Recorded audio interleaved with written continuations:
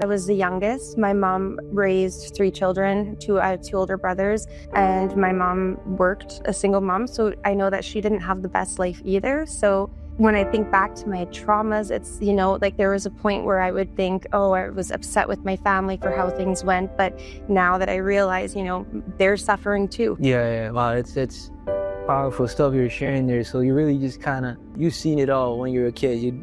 Family being single parent mom, like trying to figure it out. I've been sober from alcohol for about 3.5 years now. And it wasn't till then that I really realized my life. I thought my childhood was normal. I thought everything was fine until I got sober. So then it was I was processing it as an adult. So I think that's good, because if I was a child, if I thought my life wasn't that great as a child, it might, at least when I was younger, I looked at it as it was still good. What's going on, everybody? Welcome back to the Rise Podcast. I'm your host. My name is Hani Mahari. Today, I have a special guest. I have Michaela Smart. She's the owner of Michaela Smart Brows. So thank you. It's a pleasure, Michaela. Thank you so much for having me. I'm really excited. This is my first podcast that I'm doing, so I'm really looking forward to it. Now, this should be a good one. Michaela, I see that you're a creative person, right? You're like, as we setting up the podcast, you're saying we should put this place over here. So, yeah. And I was telling... You guys had a fake plan. That's what I'm saying. I'm telling my photographer, like, how did this, where did your creativity start? Where did this start? When I was a child, I think in my life, I was kind of that kid that was a little isolated, and I just painted. I would stay in my room and I would paint and I draw. And basically it was that was my outlet. And growing up, art has always been something that's been so dear to me. I've always been extremely well and creative in art. So if it's interior design, if it's creating art, fashion, basically anything around creativity is my thing. So I really, really struggled with academically, math and science and all that was not for me. So art was something that I always knew I was going to pursue 100%. I could feel it in my heart that I knew that was where I was going. And this was when you were a kid? Yeah, as soon as it's all I ever, art was everything. Wow. So tell me, the idea of Michaela Smart Brows, was that something that, because you saw your things that you did as a kid, right? Because you didn't have the creativity. What made you decide to start that business? It's interesting because I never intended to have a business like this. When I opened my business, my daughter was about 1 year old and I was single parenting. And because I was working evenings and weekends, I was working for a company doing the same thing that I'm doing, permanent makeup, but I was working evenings and weekends and trying to find a sitter for those times. It was really difficult, especially because Winnipeg, I'm not from here. So I don't have family here. And my daughter's dad works away. So then it was really complicated and I couldn't do it anymore. So I'm like, I want to be there for my daughter. I want to make sure that I'm there on the weekends for her. I don't want to be I just want to be present. So I decided to open up my own business and not have to work weekends or evenings ever again. Nice. Yeah. That is more of making sure your daughter... It was more security for myself, and then it just ended up growing. So I started out in one space doing permanent makeup on my own, and it just grew. I started getting so busy where I didn't have room to put other clients. So I just expanded, and then my business grew, and here I am today. Now I've got a team there. I've got a space of... There's 3 of us working, and then I rent one of the rooms out to a girl that does her business. She does skincare, and we have another office downstairs available for rent as well. But the goal will be for the business, we really want to have a good, safe community space where people can feel comfortable. I really like that. And earlier you were talking about some of the things that you had challenges with as a kid. Because you weren't smart, you weren't educated. I'm Michaela Smart Brows. No, I'm sorry. Yeah, that's what I'm saying. So tell me, because most people think you need a bachelor's degree, you need some type of title to become a business owner, but you just decided to just jump in it and just do it. So what's that? What was that like? Just to jump. I didn't even graduate high school. So Wow. that's kind of like a little insane. Wow. I got to participate in my grad because I showed up. I think just academically, not for me, but I also have ADHD. So I just didn't care for school, but I loved the social part of it. I still went to school every day, even if I didn't try. I never studied for a test. I barely passed, but I Mm. guess teachers would just allow me to pass because I showed up and I participated. And so when it came time to graduation, I was short 2 credits and my school let me participate in grad and I got to walk and like get my degree, but Wow. it's not actual, like it's not stamped. So I'm still missing my math. But like I did it and I even went to university without having my graduation. So I applied as a mature student. I went to university for a bit studying fine arts and then I stopped. I didn't finish that either, but Yeah. No, we actually have very similar stories. yeah. So I didn't really barely graduate high school. I don't even know. So I used to copy like the most smartest person in my class because Yeah. I feel like education is just like I feel like there's so much pressure when you're a kid.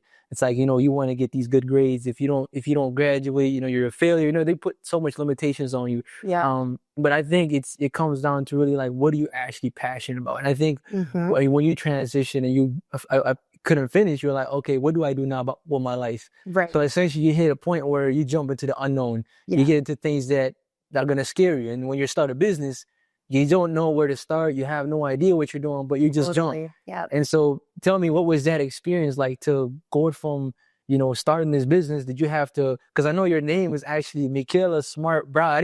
So when we were talking about earlier, I was like, this is actually, your last name is actually Smart. So in your business. So what was that transition like your first year? Because you said you got so much demand. So how did you get those first clients? You know what? It just word of mouth. I was already working at a previous space. And so when I quit, we weren't allowed to like give any information or anything. So I was just like, okay, I'm going to be starting from scratch because my clients wouldn't know where I was. And so when I moved out and started from scratch, I was quite surprised how many people actually found me. And then from there, it's word of mouth, right? Because when you're getting permanent makeup done, you're coming into a setting, you have to be careful about the whole environment. You want a clean space. Because your artist is going to be tattooing, like we tattoo eyebrows, we tattoo lips, freckles, areola tattooing. We do it all permanent makeup. So any of our clients, they have to be very comfortable. And so I think that's why my space has been successful, is because I care very much about clients. I care about the environment of my space. Each client has their own room. It's not, there's some places where you go to get permanent makeup and it's just one large space with kind of like a tattoo shop. With my space, it's more private. Everyone can just feel more secure. Yeah. No, it's quite the industry that you're in. It's pretty big, and I'm guessing your target audience is primarily females, because that's who pretty much is coming to get the value. So tell me that, because at the end of the day, you're a problem solver. You're helping someone that either has a wedding coming up or either has something, they're going out this Friday evening. There's always something happening. So what's that been like, that industry you're in? Do you feel like because it's a big market? So tell me, what made you to get into that industry primarily? Because you said you just found it, your creativity. What was that? What was that like? I worked retail. To be honest, I didn't have a lot of confidence. I grew up very lacking a lot of confidence, especially because I wasn't smart. Going in school, and I was a bit bullied in elementary school. And then there was a lot of struggle in my upbringing with emotional absent parents. And so for me, when I started out in a career, it was in retail. And I realized I did not like that. I was working at a jewelry store and working with customers that didn't, it wasn't, you would have a lot of return customers, but not as much in the mall because it's people passing by. So people can treat you however they want. Someone's coming into the store, they see you once, they can be jerks, Yeah. And then I found that I'm a very emotional person. So working in a retail setting like that was really hard because I would go home feeling like, oh, they were mean to me. Like, what did I do? And when I started getting into the beauty industry, I started in body sugaring, which is like a form of hair removal. It's kind of like waxing. And that's where I started working one-on-one with women, and they started coming back, and I started seeing them every month, and they were coming back to see me. It was like we were having good conversations, and that's where I noticed my confidence started to grow. No. So because growing up, I didn't think anyone liked me. When I would meet someone, I automatically thought they didn't like me. Like if this was neutral, I assumed that they hated me, and I had to work my way to get them to like me. So that's how I lived all my childhood and like I would say a lot of my adult life until, then once I started working with women and getting that connection, like that authentic connection with other people, I was really able to like become more of my true self, I guess. And then from there, I was able to realize that this is what I want to do. I want to help women. I want to work one-on-one with women, and I want to be, I know that that's all I knew. I just wasn't sure where my business would go, but I knew that I wanted to work one-on-one with women. Yeah. No, tell me about that feeling too when you're talking about some of your childhood traumas. How does that? Because I believe, one of my favorite entrepreneurs is Tony Robbins. He talks about the things that we go through when we were kids. They make a big impact when we're getting older. So tell me, what was those experiences that when you were a kid that you felt like, wow, like I got to make this change? Yeah. Well, I think a lot of it was I just didn't align with my family. So I was kind of very different. I was the youngest. My mom raised 3 children. I have 2 older brothers, and my mom worked, a single mom. So I know that she didn't have the best life either. So when I think back to my traumas, it's, like there was a point where I would think, oh, I was upset with my family for how things went. But now that I realize, they're suffering too. Everyone is just suffering. And so I had to learn a lot about compassion, and I'm pretty good at putting myself in other people's shoes to see different situations. And I think that's helped me in my business a lot, because I grew up being depressed, unhappy, to now being, in a good place, being positive. So I can I'm grateful that I experienced all that as a child, so I can use it now, so sometimes it helps too with like, even with clients, if I notice that a client is maybe behaving in a different way emotionally, I can understand that it has nothing to do with me or my business. And, most people are just fighting internally. And so a lot of times I can help like calm a client down. One of the biggest things I find is parking. Clients will be like, oh, I couldn't get parking, or very stressed. They come up. And I'm very good at making them like, okay, you're okay. You're here. Have a seat. Do you want water? And I'll let them feel relaxed. And so, maybe if I didn't go through that as a kid, I wouldn't have the sympathy. Empathy. Empathy. Yeah. So, definitely everything I went through, I'm grateful for, but it took a long time to realize, because I've been sober from alcohol for about 3.5 years now. And it wasn't till then that I really realized my life. I thought my childhood was normal. I thought everything was fine until I got sober. So then it was really, I was processing it as an adult. So I think that's good, because if I was a child, if I thought my life wasn't that great as a child, it might, at least when I was younger, I looked at it as it was still good. Yeah. Wow, it's powerful stuff you're sharing there. So you really just you've seen it all when you were a kid.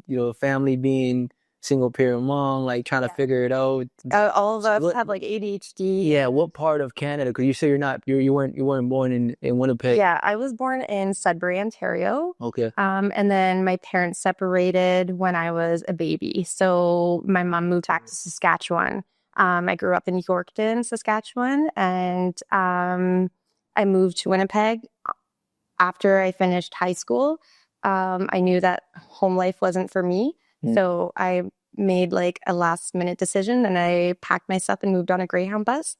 I was able to contact some like family friends that were able to let me stay with them for a little bit till I kind of got my shit together, and I did. And yeah. Wow, so you really just started off and you just did, I'm just going to leave and get out. Yeah. And I think that's the thing too, because I've never really had, like, I love my mom. I love my family, but I've never had like a really attached, like secure, I don't like person in my life, I guess. Right. So to me, I could be adventurous. I could go places. It didn't bother me. I wasn't, oh, I'm going to be missed. Well, I shouldn't say that, but more like I just had more freedom, I guess. Yeah, because you had to go through those experiences to learn that the things that you went through. Had to do it myself. Yeah. A lot of my childhood was learning to do everything on my own, or, you know, a lot of the skills I learned, like cooking, you know, things I didn't have someone there guiding me. Yeah. So No, that's amazing to say. Also, too, you also mentioned earlier that how the things that you went through, because I know you say you have a daughter, and when you were starting your business, what's that been like to sort of provide? But now you got to kind of teach someone that's because you want to create a new environment for them. I'm so grateful for, like, very so grateful for everything and what I have. And like the fact that I didn't even try to like build this successful business. It just organically happened. And, you know, my goal was never to be like, of course I love money, but my goal is never like, I want to make so much. I want to be comfortable. I want my daughter to have a good life. I want to have a good life. So for me, with having my daughter, you know, I'm so happy she's proud of me. She gets to see that, you know, I'm running a shop. I bought a house on my own. I have my business on my own. And, you know, she looks up to me, and I'm so grateful for that. You know, she trusts me. She wants to hear my opinions and my advice. And, you know, she's 10, so she's a little sassy, but she's so smart. She cooks, she does all these things that I'm like, you're so brilliant. It's so cool because I almost get to relive that childhood experience through her, because I didn't get a lot of that affection, that true, genuine connection, and I get it with her now. So it's like I get to relive it. Yeah, and that's a good way to kind of look at what you've been through, but you want to create something new for her and be able to build. So it's like pretty cool to be able to start from nothing and then build a business. Now it's like it's your mindset. Literally just believing in yourself and just not giving up. Yeah. Tell me, Michaela, what's been the toughest part of growing a business, like what you've been able to do now? You've been in business for about 6 years? 7 years. 7 years. Yeah. Wow. So what's been like, because a lot of people want to start a business. Yeah. But what's that been like? You know, because I didn't go to school for it, I'm kind of just learning as I'm going as well.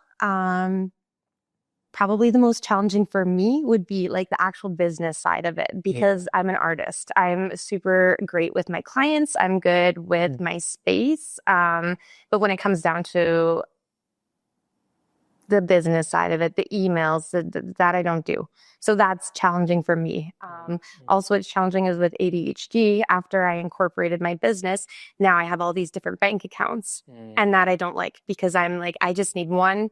So but are things that I'm learning. So I tried it out. I'm not upset about it. You know, it didn't work for me, certain things. So I just like adjust and learn. So challenging for me right now would be, like all the back end stuff, but you know, I have employees that help with that. And if there's anything I'm ever like concerned about, I just try and learn about it. Now there's times where, like I struggle mentally, and I'm in a space with all women. So, you know, women together, we can be kind of, so sometimes if like one of us are sad, the other girl is sad, not clients, more like staff, right? Like if we're just having like a heart to heart, then it's, you know, we're very emotionally connected. So yeah, we really utilize like our I don't want to say existence to build each other up. Like me and my girls that work. And I think too, it's important as the business is starting to grow, people think like, I'm going to get this business plan. I'm going to create this. That. I've never. But it's like, you just started jumping. When I opened my business, I knew I'm going to do permanent makeup. I was like, I've got some money on my credit card. I would need to find a space and just have like 1 month, whatever, couple months rent sorted out. And I just winged it. I had no idea if it was going to be good, but I just believed in myself, and I was like, I'm going to do it. And I did it. Nice. And then there's actually one boss I had that really inspired me, because she was a younger boss and she has a sugaring business. So I worked with her for a few years, and she was so great to her employees. And so for me, that was a big step in opening my business, realizing that it doesn't have to be hard. Like working doesn't have to be stressful. I've always had bosses that were, very demanding, mean. And then when I had this specific boss, it made me realize like, okay, this is I am capable of doing this. Like I am able to be a boss in the future if I wanted to. Yeah. So you essentially you're learning from someone else. Always. I love to learn from others. Like to me, that's how I got where I am, because we were very poor growing up too. So we didn't have a lot of like education. I just the minimum. I wasn't in any active like aftercare activities. And my mom worked, so I was kind of left alone a lot.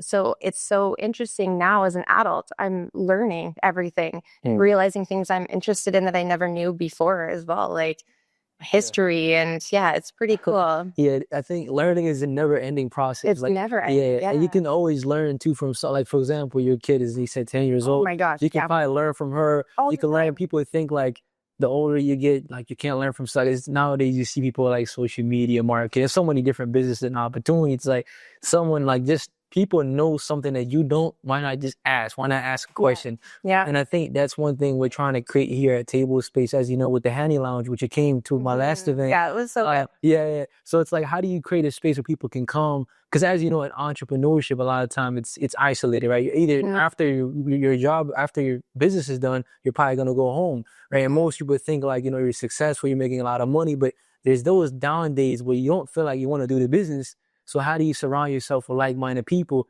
that can kind of push you up? So for you, Michaela, what do you kind of do off business when you're trying to like, okay, things are not going well, but because I know you said that you have your cab and you do different things like that. I'm nature. Summertime, I'm in nature all the time. I have a camper. I spend a lot of time outside. What's really important to me is my boundaries as well. So I take a lot of time for myself. I make sure that I'm pouring into myself and my daughter before anything else, because before I would focus on business first. And then I would be left feeling defeated because I'm putting all this energy into this, not on myself, not on my daughter. And then, that's where I notice I'd be like, depressed. So finding that balance of where I can be the best mom, have the business, maintain my home. So I've learned to utilize, like I have a cleaner, I get a nanny. I have things that I can utilize to make my life easier, which obviously takes a bit. You can't just get that from the start if you don't have money, right? But I've been able to work my way up to have that. And now I get to have I am very like on my free time. I make sure that I don't have to do anything that I don't like to do. And so now I can be the best version for myself. But yeah, there was times where like I had depression for quite a while. I would say most of my childhood, and still as an adult. I do take meds for depression and I take meds for ADHD. And I also find those help me a lot too. So being able to be more grounded helps a lot too. And I do a lot of meditation, and I work out and just keep myself positive. I'll journal a lot of like mindful gratitude. Nice. You have to. I think when you're running this business, a lot of things do happen. Like life is gonna happen to you, and life will always happen. Yeah.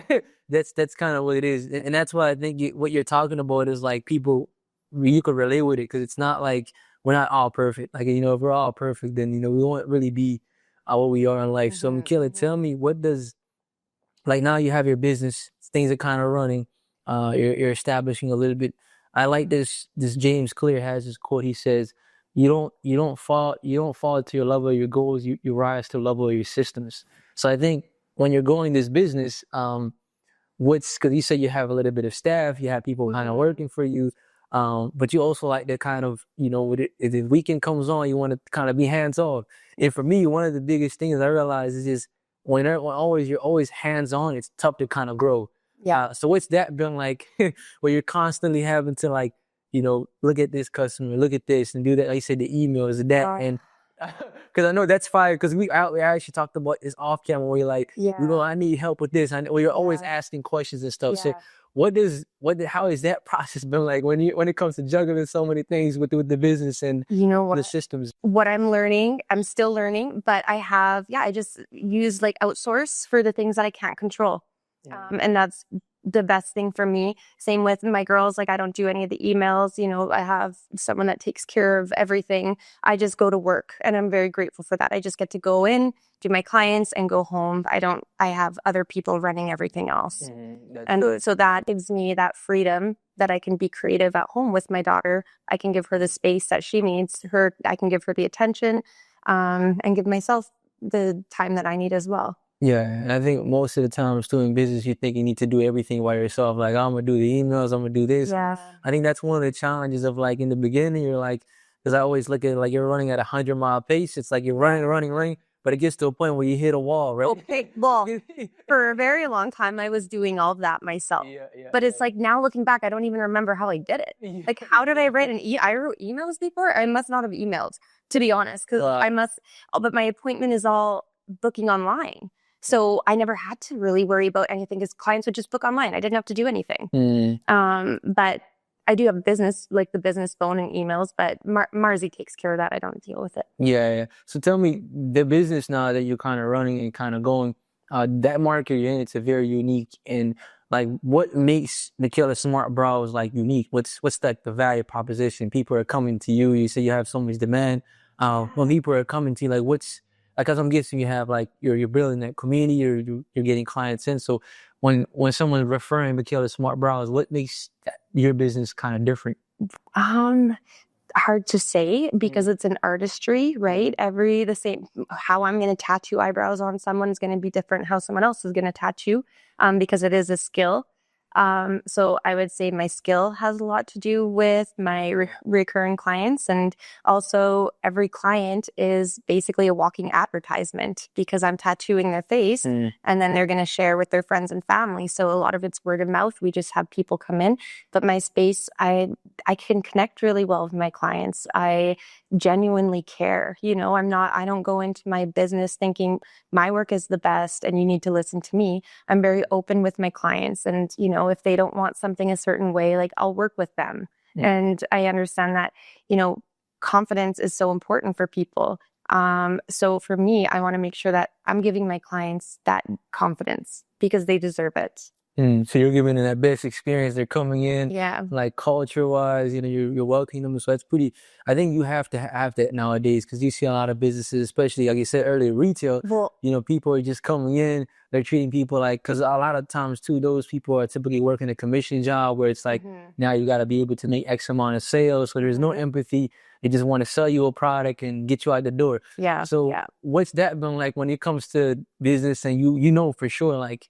You have to work because that's also a character as well too. Like you're a people's person, right? Yes. So what's that been like to kind of, explore that on the business side as well too, where you're treating people right and respect? Because you also too, I see that you do a lot of like, you care about people. Like you have like, you want to give back. You see someone outside the other day, like you saw someone outside hungry, you were willing to like give them food. He left. Yeah. I went and grabbed all this food for him. He was gone. And I drove around Osborne for like 15 minutes looking for him. And I was sad. I couldn't find him. So yeah. I don't know. I think because no one, and I don't want to say that no one was looking out for me. Because I know that my family loved me, but as my experience growing up, I know that, I didn't have someone that I could be there for. So for me, I just think I care about people. I don't want people to feel the way that I had to feel. So I want to be kind to everybody. And I've been unhappy and now I am happy in life. So it's, I know that love wins all. So now it just shows that I like helping others because I also receive a lot of help from people, just not like physically, but just even table space, for example, like meeting new people that are in the business and, they want to see other people grow and succeed. Growing up, I didn't have that. There wasn't a lot of encouragement. And when you get into a space where you're surrounded by other people that want to grow and also want the best for themselves and want the best for others, it's like almost like addicting. It's like, Yeah. you genuinely want good for other people. Mm, And yeah. it's just, I think that positivity is really important. Like in every environment you go into, if people are really negative, like it rubs off on you. Like Yeah. you'll have, like they say, you're the average of the 10 people you hang around with. Yeah. So if 10 people are like they're being negative, they're not thinking about growing or trying to grow a business. It's like you don't want to be the 11th, right? You want to be around people that are like going to push you, going to drive you. And I often find that in life, every time we hit a certain like plateau, if someone else is like being negative to us, if they're like pushing us down, so it's like being around people that are like-minded people, whether it's in business, whether it's sports too, because I actually played sports growing up. So I always found that like if my friends are doing well, like I know that I could support them as well too. Yeah. And I think you could take that in everything, in business and every walks of life. And I think if you have that character, people will rub off that. Because I believe it's not because you have a business, it's not because of you're making money. People see that you're genuine. Yeah. It always goes back to the story, like you're talking about your mom being a single parent mom and not having much. Yeah. You're able to kind of see the empathy, where someone who has a lot of money now, right, and they grow up, wealthy and have everything figured out, it's tough for them to actually see that what you've been through is completely different, right? Right. So I think most people try to miss that aspect where they think, oh, this person is successful, but it's like, you don't forget what Michaela had to go through, right, when she was a kid to get to where she is. So when you start this business and things are going, you're making things happen. It's like, it doesn't just happen. It's 7 years of like hard work and dedication and kind of going in. Having a business, you have to learn to work on yourself. Because even if things go wrong in my business, like I can't blame anyone else but me. I'm in charge. It's my business. It's my space. I'm the one that, and I think that in a business setting too, you get a lot of individuals that maybe that are owners, where they'll be like, my employee's doing this is why this happened, or this, but you can't. At the end of the day, it's my business. It's me. So it's me taking accountability for, if things go right or wrong in my business.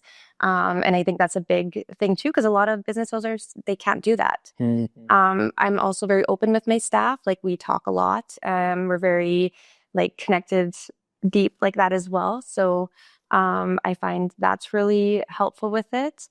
And I'm off topic, so Yeah, no, that's good. No, I like that a lot. You said that, yeah, it's important to kind of have that openness and really just, be yourself and attract the right people. So, Michaela, if someone is looking to, they have never experienced Michaela Smart Brows or the service that you provide, tell us exactly what services do you provide?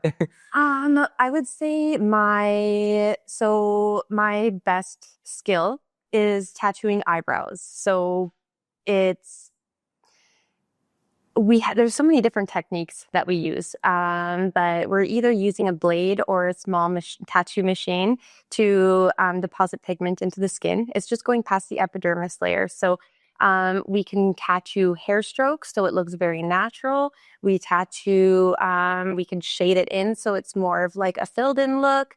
But it's also, there's so much to know more about the skin, because we're using different needles, different blades, and every skin texture is very different. So, we're very educated in that field as well. Yeah. It's a lot of different services. So you got... Yeah, mostly permanent makeup, but the other girls do lashes, but our space is permanent makeup. Yeah, it's a huge... Eyeliner tattooing, eyebrows and lip tattooing is the main. Nice. So you just kind of, the business is kind of going and things are kind of happening. So Michaela, what does the future look like for what you're trying to build with Michaela Smart Brows, especially you have your kids as well too? So what does the next 2026 look like now, next year? Because we're lazy that I don't even know. Hey, as long as you're honest. I don't know. Trust the process, right? That's what I like to say. I'm still like, it's me and my daughter at home. We have a dog. I have my house, my camper, and I don't know. Part of me is like, I could go live in Mexico, or part of me is like, I could expand more here. Like, I'm kind of not a person that has like set plans, but I also know that's a flaw, because I'm kind of plateau. I don't know what to do. So even going to the Honey Lounge was great because I got a lot of good ideas. And I'm learning to kind of figure out how to be more, how to have more of a goal, because how can you move forward if you don't know where you're going? So that's a good question because I'm not quite sure, but I know that I want my, I'm not sure. I don't know if I want to be home more or if I want my business to grow more. I don't know. Yeah, I think for you, Michaela, because you're a very creative kind of person, and I think people would want to learn from you. I think you have a lot of skills to share with the world. Yeah. I believe I have this mantra called each one, teach one. It's the core principle of what we're doing the events for. Like the events are not, I didn't just wake up one day and I'm like, okay, I'm going to host an event. Yeah. There's actually like an idea. There was a vision. So each one, teach one is actually an African proverb. So growing up, like I grew up, Eritrea in my background. I was born in Sudan. So a lot of people, where I'm from, they don't really have education. They don't have knowledge. We're talented. We're like, if you look at Africa, for example, we created the light bulb. There's so many things that we've done. History, you go back on even 1900s, 1700s. So we're very talented people. But I saw that when we come here to this country as an immigrant, we lack so many things. We don't know where to go. We don't have, but we have all the skills. We're engineers. We have this and that. But it's like, why is it that we don't have the access? Because we just don't have information. So how do you create that? You give people a platform, you connect them with another business owner who's already, because I believe nothing is new under the sun. So what you're doing right now, someone already has created it, but how do you create that manual? You got to have a process. And without a process, you can't really do anything. So I think it's important to give people a guide, like to how to, where to start, because then you can give them a how to and where to start. And at the end of the day, they have to go take action. Yeah. Because you can have a goal, but without taking action, it doesn't make sense. So I think it's for you're taking action. So I think if we actually strategize, you have a goal to what you're doing. Like, okay, let's say, for example, you have a goal. I want to help 1,000 people. Yeah. Right. In the industry that you're in. What's the goal? Okay, I'm going to create these things that I'm going to do. Maybe you're going to create a knowledge and create. So I think it's understanding that as a business, once we're growing, I believe, because the fastest way to evolve is to teach. I think in order to master something, you have to teach it. Yeah. So imagine if you're maybe doing a workshop and you're teaching people about how to get into this and that. I think that will get your passion to kind of come up even more. Because once you help someone else, once you serve them, whether you're already doing it in a business standpoint, but how do you teach someone essentially from scratch? Do the same thing you're doing. And I think it takes time a little bit. For me, I picked that up early on because I felt like I'm already I have these skills. I'm talking to so many business owners. And as you start to go out there, you meet different business owners. You're like, people have ego. They have different mindset, different characters. But I think because I was a bit more younger when I kind of started, so I'm like, okay, this is how the market is. How much opportunity is there on the other side where people are treating people the right way, doing things the right way, and kind of really wanting to share their knowledge. And so that's where the each one teach one and the mindset around events, podcasts, and they all just kind of tie together because we're in the people business. It's like our last thing when we were talking about human nature, it's all people. Once you know people and why they do certain things and how they act and how you could treat them, and then you could really figure that out. So for you, it's figuring out exactly what's gonna make you get more excited. Because I think you get to a point where it's you've done so many recs. It's for example, me, I've sold thousands of phones, and I get bored doing that. So I do different things. So I might go into real estate.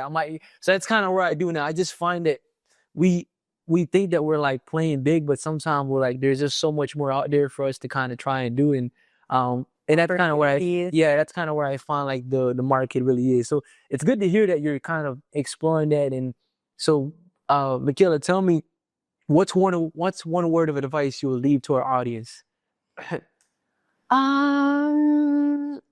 Probably that love yourself, work on yourself, because if you want to succeed anyway in life, if it's with your friends, your family, your business, you have to be okay as an individual. You have to be able to regulate your own emotions. You need to be able to value yourself, and then everything else in the world will flourish.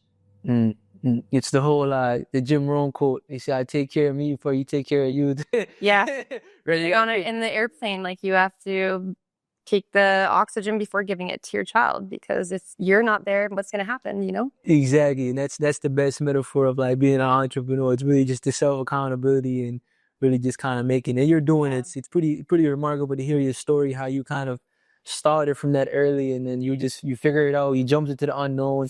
Did it? Now Yeah. you just Still unknown. you're just running. Yeah. It's good. I think that's where the transparency really comes in. You know that you're still learning, you're still figuring things out. So Michaela, if someone wants to book a service with you, Yeah. where can they go? Where can they find you? Yeah, so we're at Michaela Smart Brows, 196 Osborne Street. We have a website, michaelasmartbrows.com. And then our phone number is 510-4437, area code 204.